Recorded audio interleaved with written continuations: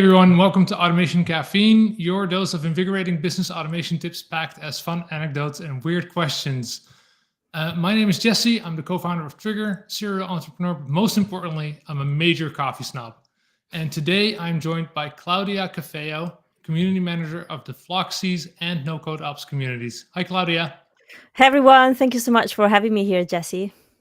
Of course, it's my pleasure. Like I said, we could not have you on because your last name is fantastic for this show. I knew it. I mean, Yeah. that's a nightmare that keeps haunting me since high school. But Yeah. I've embraced it. I've embraced it now. It's like, yes, caffeinated from birth. You're a little bit like Achilles, except, you know. I like Okay, that. I like so to for everyone be, yeah.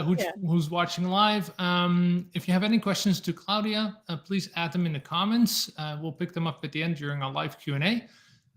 So that is all handled. So let's get started. Claudia, as you know, in 3 words, who are you? Would you like to know my 3 keywords on how I describe myself, or just like Yes. my journey? All right. So, first of all, I really loved your whole process, on how to get interviews, just like you take a lot of care on, looking after your guests. And so, for people that don't know here, Jesse asked me to kind of identify myself or kind of define myself with 3 keywords and help me remember them. I think I said that I'm a compassionate community creator. Right? Yes, that is exactly what you said, and that's also exactly how I see you. So I found that was a really good description of yourself. And speaking of that, compassionate, which is really fun, because I was talking. Well, obviously I talked to you, but I've also been talked to Phil in the past from NoCodeOps, and I heard that someone refused to work with you because you have a rainbow flag emoji in your LinkedIn profile name. And as I said in the prep, it's like it's sort of like, was a red flag for them or something. Like, what happened? That sounds incredible, honestly. Yeah, that beautiful rainbow flag quickly turned into a red flag on both sides, I think. And little disclaimer, whatever you see on LinkedIn from me, it's who I am. Like, I'm really like authentic. What you see is what you get, even when you meet me in real life. So that's how I roll. And I guess part of working in community as a professional community manager is also the beauty of it is that you get in contact with so many cultures and different backgrounds. And so, as a professional, I have to take under consideration that 1 or 2 of those types of comments, I will come across them because something like gay rights or the LGBTQIA plus community is not something that is recognized worldwide. And I think what matters the most is to treat everyone with respect.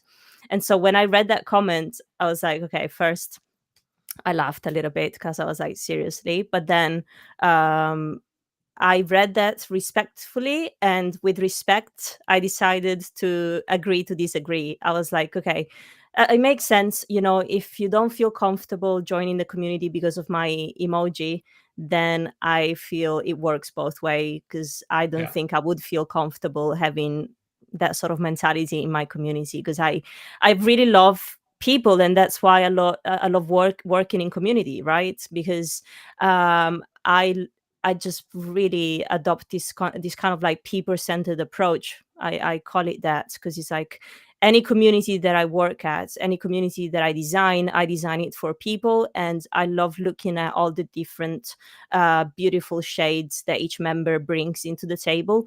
And obviously, I can't support somebody who brings hate into the conversation.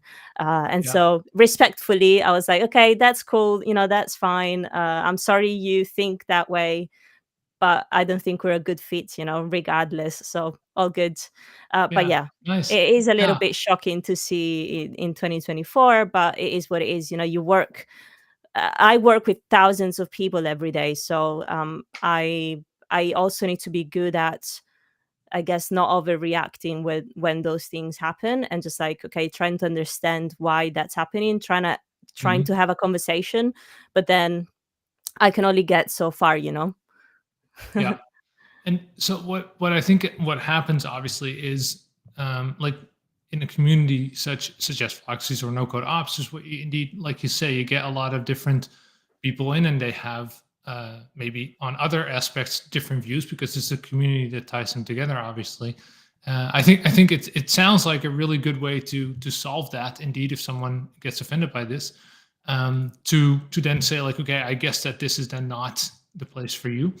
I was recently watching this video on YouTube by Kurzgesagt. I'm not sure if people know that, but it's an informational channel with these like animations, and they explain things. And it was about internet communities, and they argued that when the internet just got started, that communities were far smaller than now with like Facebook, Instagram, and everything, and that it sort of was shown apparently that because in these communities have become so large, that they have a negative effect on specifically this type of thing, where people don't like each other anymore because they're more confronted with different opinions, different have you seen that as well through communities being Some big? sometimes you have to act as a sort of interpreter in between, your own community members, because I know. So the way that I work, I really try and make an effort on getting to know my community members individually. So whenever somebody Mhm. applies to the community, if they get approved, then I introduce myself. I try to get to know about them, their background, where they come from, why they want to join the community.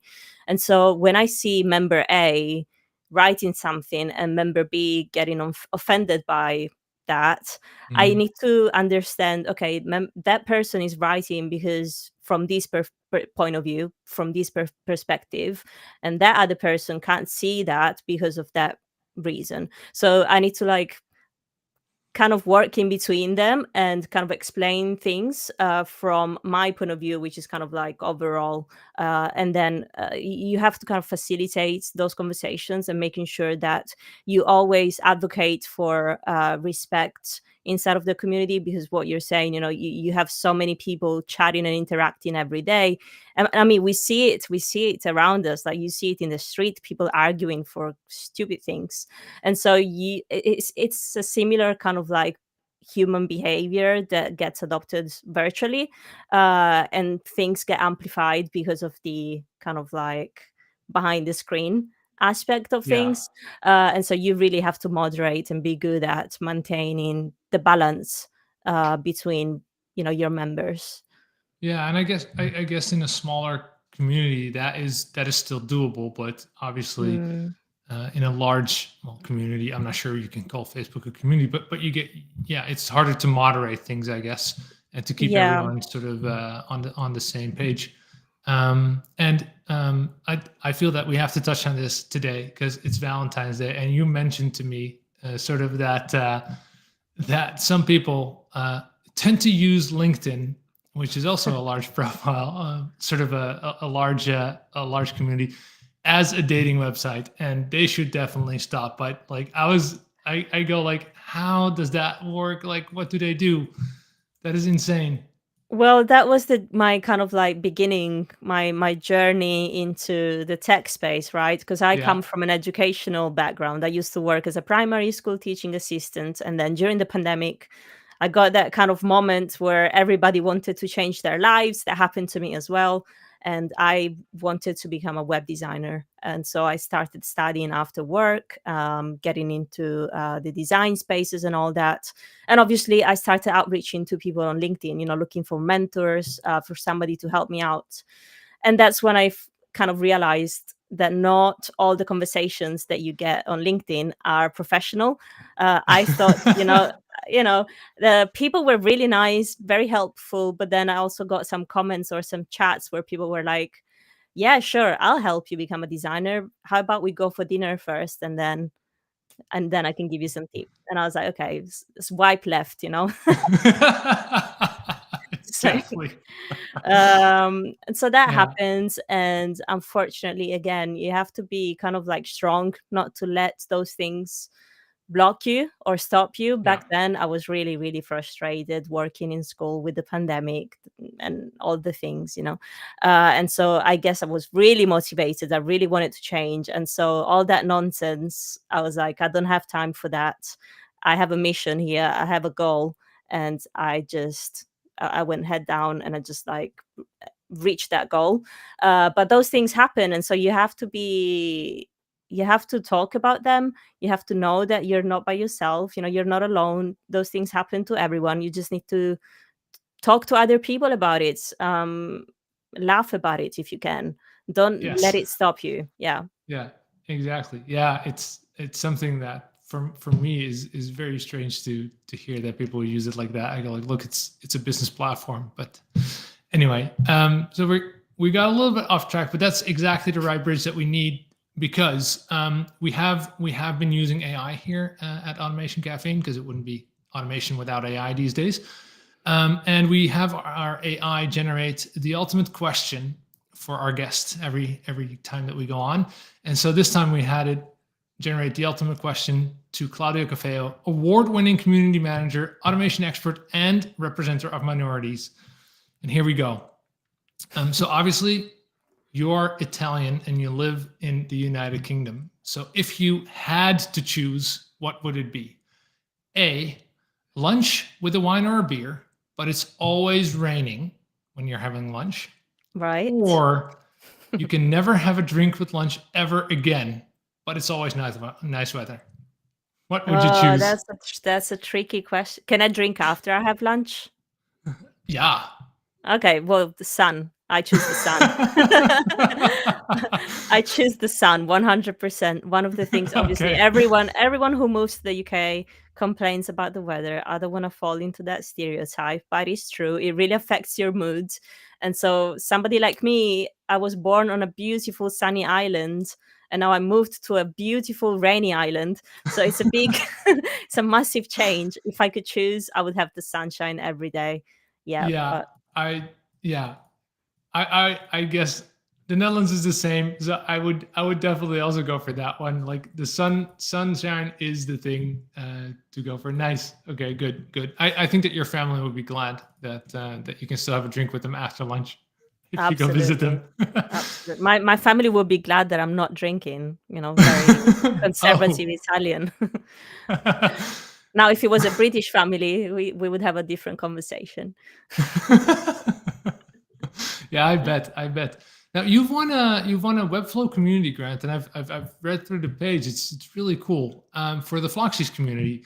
Yeah. Can you tell people in a few words what the Floxies community is about and how that got started? Yeah, sure. So, just going back to what I was talking about earlier about the LinkedIn and that kind of men-oriented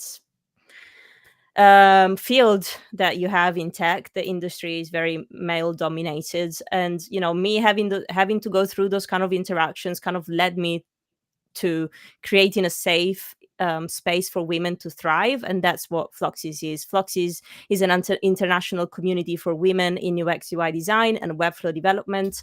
Again, the community started whilst I was onto that transition moment. And so from being a teacher into becoming a designer, what all I wanted to do is to have more women around me to kind of embark on that journey together, because I wanted to share my experience with them. I wanted to tell them, if that's what's happening to you, that you're trying to get into the space, you're not alone. We can do this together. We can share resources. We can grow together. And so Floxies was born in 2021. Today, we're a beautiful, beautiful community of over 1,500 women around the world. And today is Valentine's Day. And the first thing I did was like, I sent them a love message because I really love the Floxies community, and all the women in that community are really amazing. I love everything, the support that's been shared. But that's part of community. I love community. And so today is a beautiful day because I love sharing the love. And so, yeah. It's really cool, and I think it's also really nice that the Floxies community got that award, or you got the Hmm. award for what it represents, because indeed it's super important to create that safe space. So it sounds great, but I don't think I can get in, can I? Well, you can if you're a supporter of women in tech. If you're an ally, you can. But one of the questions that I do get the most is, why is it just for women? Yeah. Are you discriminating men? And it's funny when I hear men talking to me, a woman, about discrimination. It's really, really hilarious when that happens. Let But me it happens. mansplain that to you for a second. Exactly, exactly. It happens more often than what you'd like it to be. But yes, Floxies is just for women, and it's got nothing to do with me discriminating men. We love men. We have them coming as guest speakers to come and teach us things from every now and then. The only reason why the community is kind of gated, is closed, is because we're working towards um, really supporting and representing a group that is often underrepresented in the space. Yeah. And so all those minorities, we really need a space where we can grow and thrive without those kind of interactions that I had, for example, without those kind of limitations. So a space where people can feel safe and where they can feel free to express who they are and what they are without any sort of repercussion. Yeah. And so I'm really protective of our community. We have a channel for men supporters, so if you do want to join, you can. I would But honestly, I would love to, because I'm a big fan of increasing specifically the ratio of women in tech, because it's sadly very low. And yeah, same as in our company, we have too few women, and then often what you see is that the women are either in the marketing or the sales department, but not specifically on the tech side. I'm really happy that we have a QA who's a woman who's been with us for a long time, but yeah, it's somehow a very male dominant space, and that should change. Yeah. it's really crazy, because if you think about it, there are communities for anything. There are gaming communities, there are communities for Spanish speakers, there are communities for I don't know, chefs. Anything has a Yeah. community. But the moment you create a community for women, you get Yeah. the finger pointed at. So why is it just for women? But why not? Yeah. Um, Exactly. we need to support Everything else is that already group. for men, basically. So I Yeah. mean, yeah, I was reading a that's sadly our research. society. I was reading a research in the US, like the latest research shows that at a leadership position, there are more men named John than there are women. So not even just men, there are more men named John Yeah. Yeah. than women at a That leadership is that is position. a that is Um, a abhorring statistic if you and think about it. Yeah. Absolutely. And I feel like it has to be a collective effort. I love the fact that you want to join as a supporter. It has to be a collective effort to not get that finger pointed at, to really Yes. help like an individual thrive and just achieve the best version of themselves. Because if you're constantly attacked, or if you're constantly underestimated, all the things that we have to go through, through life, it's normal that that individual, regardless of their gender, is never going to reach their full potential. Yeah. And that's what I want to do with communities, and with the communities that I have. I love helping people, and I want to help them get to the full potential of themselves, whether they're a man or a woman. Exactly. I'm here for the people. Yeah. Nice. If so basically, right, you keep that community Floxies, but also NoCodeOps, you said, very tight knit in order to preserve, let's say, the culture. So that means that you must measure success in other factors than just the community size, right? Hmm. Obviously, that's a part of it. But what are some of the ways that you measure the success of your communities, other than like how many people are part of it?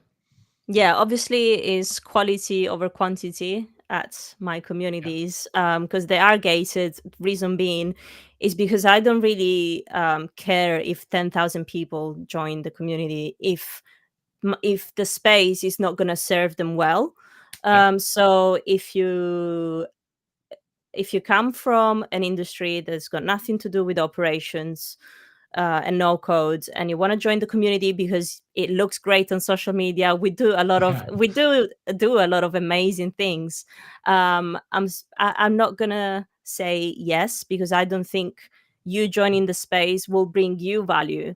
And so that's why it's gated, because I read each application and I judge whether that person that's applying is actually gonna go through a growth journey inside of the community, or whether they're just going to be an extra number. And so for me, the success is when somebody joins, finds the value, finds the right people that they want to be surrounded by, and gets to their final goal, whether it's a job, whether it's becoming a role model in the space, a mentor.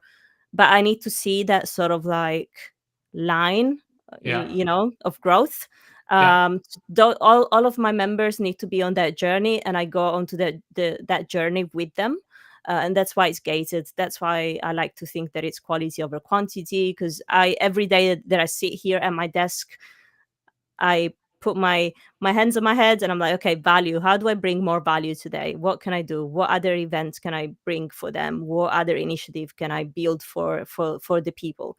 And you can't do that if you have a spectrum that is too wide. You have to kind of like have your user personas. So if you look at my LinkedIn, I have this DAM framework that I use, the DAM community, which is like design, automate, manage, and nurture communities. And so whenever I design a community, I design it around a user persona. So I have a specific idea of who the community is for, because it helps me then generate quality and value for them. Cool. Yeah. Well, that makes me want to join more. So, so well done. Last time we had, Sahil, Sahil Kosa. We had him on, and he had a chain question for you, and this was that question. All right, Claudia, how's it going? So I wanted to ask you, you're building this amazing community with NoCodeOps. And one question that has been kind of coming to me is, will the no-code, low-code community be better off with one large community or multiple niche communities? So let me know what you think about that. Yeah. Brilliant. I feel like he was here in the room listening to what we were just saying. Yeah, obviously my answer would be niche, for the reasons that I just talked about. Because if you can have obviously you can have a wide community where everybody joins and it's a no-code community. And what would happen, what I'm afraid would happen, is that people join, 10,000 people there. The only kind of common denominator is that we love no code. And so you join the community and you say, hey, I'm Claudia, I love no code. And then crickets. And then it's like, yeah, I love no code as well. And then Yeah, I guess what's the indeed, scope, if it's a smaller, more tight-knit community, I guess indeed the interaction and sort of the level of, let's say, active participants versus people that only leech the content or information is far higher, and that really does define the success. Yeah, that makes a lot of sense. And also, like, one of the things that I get, sometimes I get feedback on communities being overwhelming, right? Because there's maybe too many people, there's too many messages, there's too many channels. If I right now, just like by listening to that question from Sahil, hi Sahil, he's a member of NoCodeOps, by the way, I love Very it. good. Yeah. Him asking me that question, I was already trying to build the community in my head. Okay, what would a global no code community look like? And already, like, I'm thinking, like, in my Discord there would have to be so many categories, like, okay, sales, marketing. It's like so many subcategories that community will be huge, will be super overwhelming. But doesn't mean that it can't exist. It depends what and why you're creating that community. That's the main thing. Like, why do you want to create that community? What you want to do with it, and who is it for? Those are my kind of like three questions to ask whenever you're approaching community building. Yeah, those are three very good questions indeed to then keep in mind when you. I think that's also how we sort of go about our own community, because when you want to have a very specific goal that unites people that come there. Yeah, because nowadays, like, everybody wants to have a community. Like 2024 is a buzzword. Everybody wants to have a community, and I see it on social media. And sometimes it's like, hey, how about we start a community about this? And it's not that easy. It doesn't take. Maybe it takes one message, but it's not that easy to just like start a community and sustain it. You have to think about the strategy behind, and the whole structure. Where here everybody's kind of a no coder, a builder. So the same way that you would approach your product or your builds, you have that sort of mental framework before. You have to adopt the same thing when it comes to community building. You have to map out how your community is going to work. It can't just be, let's open a group on WhatsApp and hope for the best. Exactly. We have some questions that came in, so I'm going to put them on screen. I hope in order that they make sense for people. The first one is from Emma. Did Claudia take any specific courses to train herself to manage communities? This is an interesting one. Did you? I have actually got no idea. I didn't even ask this. No, I don't think I haven't seen a course on how to become a great community manager. I feel like life is what taught me. All my experiences, all the education that I had, all the professional experiences that I had in the past, I was able to transfer those skills into community building. And then, yes, there are some books that you can read to kind of improve your practice. I have the business belonging over there, which is a great book I recommend. But then also there are communities for community managers. There's Rosie.land from Rosie Sherry, great. She's like my go-to community mentor if I have to think of one. So I guess this is a very like long answer, but no, I did not take a course. I learned from practice and from building I built my first community when I was 14. And it was for a metal band, an Italian metal band. And I don't know if you guys remember Alter Vista was a blog kind of thing. But yeah, I opened the forum, when I was a teenager. So sometimes I do reflect on my journey. I'm like, well, actually, my first community was for a metal band, and that was really great. But yeah, no, Nice. I didn't take a course, but I like to think that I know one thing or two now. Yeah, I think Emma's last name is Sortardi, so I think that she might also be Italian. I feel that it is also something that's very heavy in the Italian culture. I love going to Italy, and I noticed that community is a very big thing. So I don't think you should underestimate your cultural heritage right there. Let's see. The next question is this one, which was actually referencing this. Oh, I wonder the same as you, Emma. She's amazing, balancing her day job as a community manager whilst managing Floxies community. It's not so much a question as a statement, but I think that you should definitely hear that because it's always nice.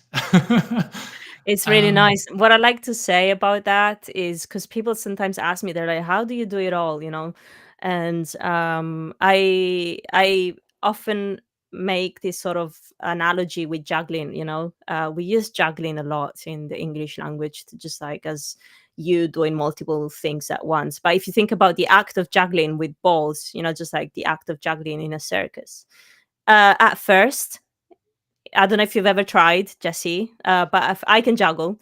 Let me. Okay, I will happily answer this. My late mom would get very pissed at me because I would juggle tangerines in the living room, and obviously, not being too good at it, ultimately one would fall. It would make a splash. It was horrible, but yeah. Yeah, and that's what I did as well, and that's what I often say to people that ask me like, how do you manage to do it all? At first, when you pick up juggling, it's really hard, right?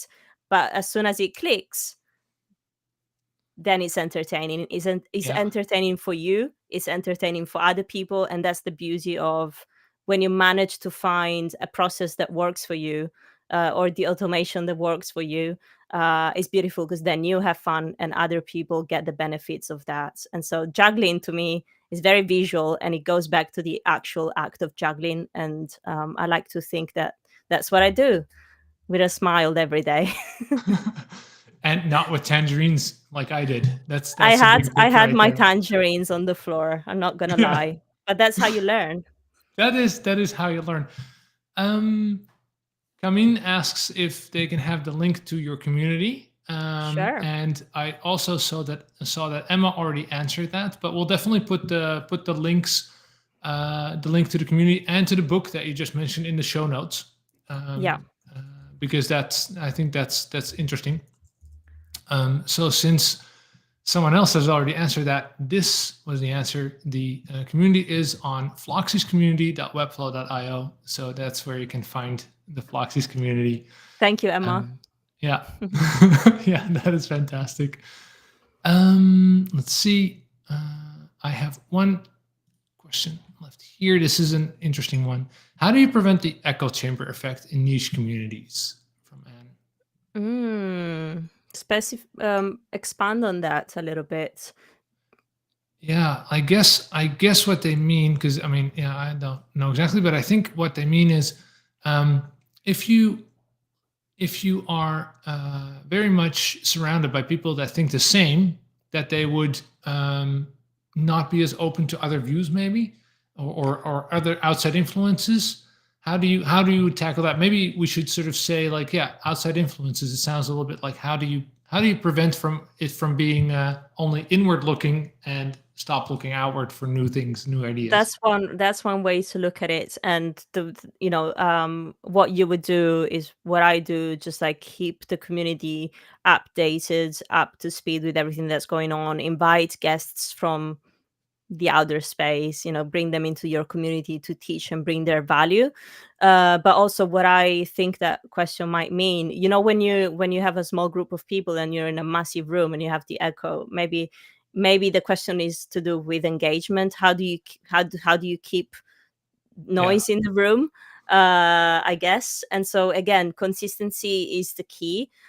So I started doing live streams 3 years ago, and 3 years ago nobody knew me, knew what I was doing, knew about the communities, and the live streams were just me and one viewer, which I'm gonna share with you here.